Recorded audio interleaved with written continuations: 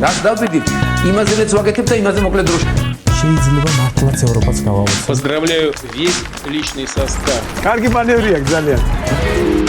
იაპონიაში გადაცემდა.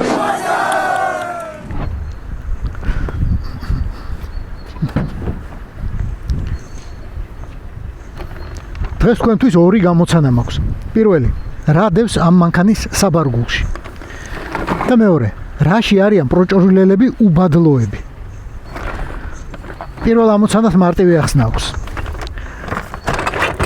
ხმითაც მიხვდებოდით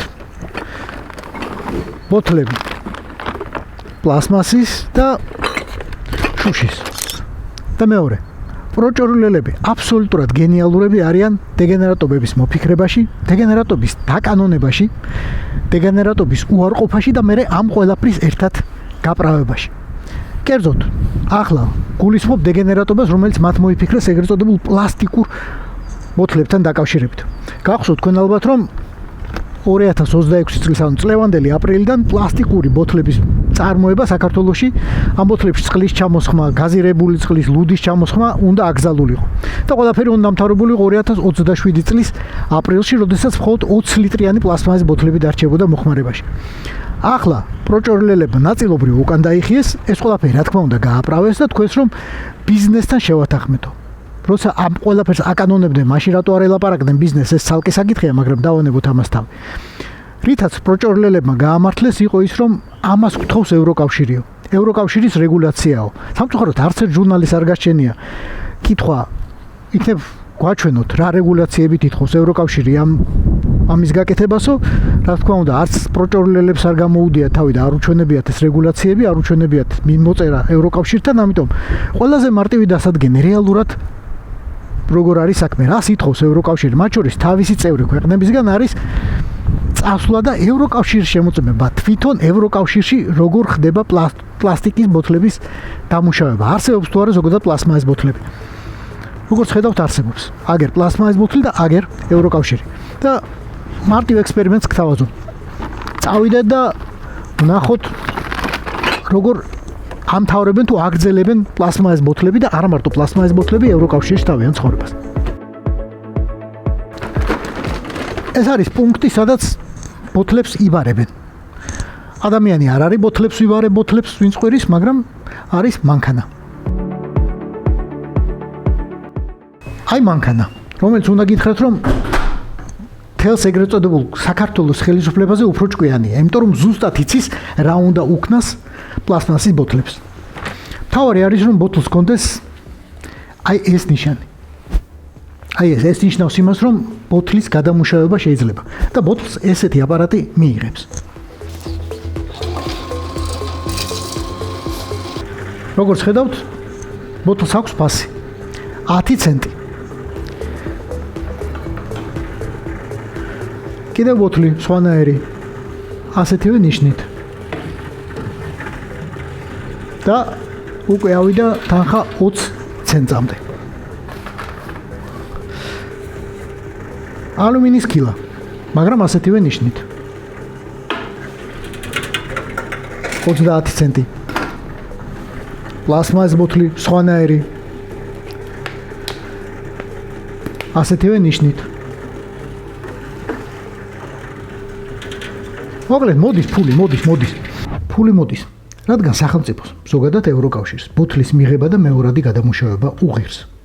2025 წელს პლასმასის ბოთლების, ანუ პეტის მეორადი ბაზარი 6 მილიარდ 100 მილიონ დოლარამდე გაიზარდა. 2035 წელს კი 9 მილიარდ დოლარს აარტყამს. გარემოს დაცვით ინტერესების ერთი და მეორე ადამიანების ჯანმრთელობის დაცვის ინტერესები. რასაც პროჭორულელები და მათი ნადეჟდელები არ გეუბნებიან და იმედი აქვთ, რომ თქვენით ვერავისგან გაიგებთ და ვერსად წაიკითხავთ. ასეთი ჩაბარებული ბოთლების გადამუშავებით ახალი ბოთლების ან სხვა ნაკეთობების დამზადება 25-35%-ით უფრო იაფიჭდება, ვიდრე საწყისი მასალებისგან ბოთლების წარმოება. არც ფასების გაძვირება გვინდა კონკრეტულ პროდუქტებს. სანამ ძალიან არ დაღლილხარ სტატისტიკით. მეორადი ბოთლების წარმოებას 75%-ით ნაკლებ ელექტროენერგია სჭირდება და 6-ჯერ ნაკლები წყალი. ამიტომ ყველა დაინტერესებულია, რომ არც ერთი ბოთლი არ დაიკარგოს. ასეთი მანქანები დგას ყველა დიდ სავაჭრო ქსელში. და რატომ არის სავაჭრო ქსელები დაინტერესებული, რომ ასეთი აპარატები დადგას, ეს კიდევ ცალკე თემაა. და ამაზე აუცილებლად მოგვიანებით ვილაპარაკებ. გონი უთქმელადაც მიხვდებოდით, რომ ამბავი სკანდინავიელებმა დაიწყეს. იმასაც მიხვდებოდით, რომ გერმანიაში შეგროვების მაჩვენებელმა უკვე მიაღწია 98%-ს. სისტემა მხოლოდ წელს შემოიღო პორტუგალიამ. ევროკავშირის ქვეყნების მაჩვენებელს თუ გავასაშუალოებთ, ყოველ 4 გაყიდულ პეტბოთლიდან 3 აუცილებლად დაბრუნდება ასეთ ან სხვანაირ აპარატში. და ყოველი მეოთხე ბოთლი, რომელსაც იყიდით, გადამუშავებული მასალით იქნება წარმოებული. მიდის სკილები, მიდის ბოთლები, მოდის ფული. რაღაც არ მოეწონა აპარატი ეს რაცია. მაგრამ აგზელებს. დღეს შეიძლება ითქვას მაინც და მაინც ბევრი ბოთლი არ მქონდა, მაგრამ აპარატი გადაივსო. ეთყობა ცოტა გვიან მოვედი. ან უნდა დაველოდო როდის დაცლიან მას მეორე მხრიდან. ან დარჩენილი რამდენიმე ბოთლი გზის გადაღმა სხვა ქსელის მაღაზიაში ჩავაბარო. ახლა შეგვიძლია ავირჩიოთ რაში დავხარჯოთ ეს ფული.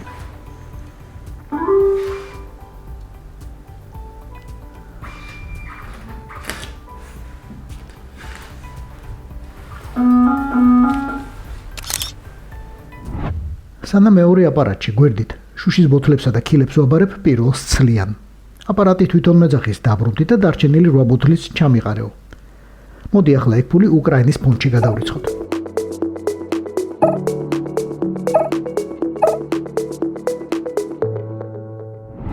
ის რაც ევროკავშირის დირექტივებში ნამდვილად წერია, 2029 წლამდე პეტ ბოთლების შეგროვების მაჩვენებელი 90%-მდე უნდა ავიდეს.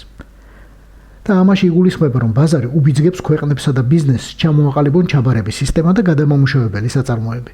ამით ამ მაღაზიამ მე როგორც მყიდველი მიმიზიდა, ასე ვთქვათ. პრაქტიკულად დამავალდებულა, რომ წავიდე და ეს 2 ევრო და 60 ევროცენტი დავხარჯო. ნახეთ, სად მიდიან პლასმასის ბოთლები. მაგრამ საიდან მოდიან? აგერ აქედან, ამავე მაღაზიიდან.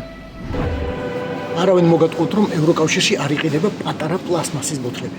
ტყუილია ეგ. ნახევარლიტრიანი პლასმასის ბოთლი. ნახევარლიტრიანი წყალი.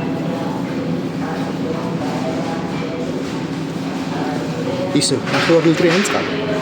ნახევარ ლიტრი.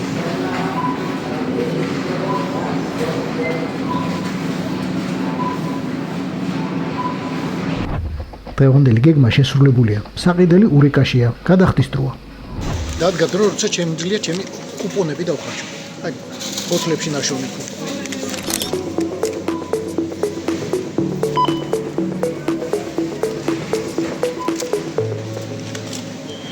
დავიდა. ახლა რაღაცას გეტყვით და კობახიძეს არ უთხრათ. ევროკავშირს გეგმაშიც კი არ აქვს პლასმასის ბოთლების აკრძალვა. გეგმავენ აკრძალონ პატარა შამპუნის ბოთლების სასტუმროებში, ლუდისა და სხვა ბოთლების ფუთების შესაკრავი სქელი ცელოფნები, მაგრამ ბოთლების აკრძალვა თავში არავის მოსდის.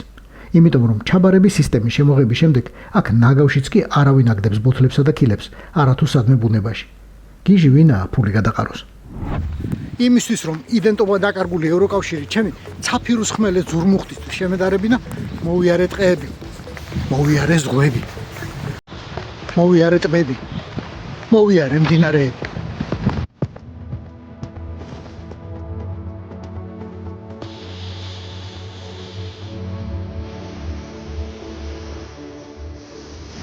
და როდესაც ვერც ტყეში და ვერც ღრეში, ვერც ზღვაზე და ვერც მდინარეზე, ვერც ცელოფანი ვერ აღმოაჩინე გადაგდებული და ვერც ბოთლი.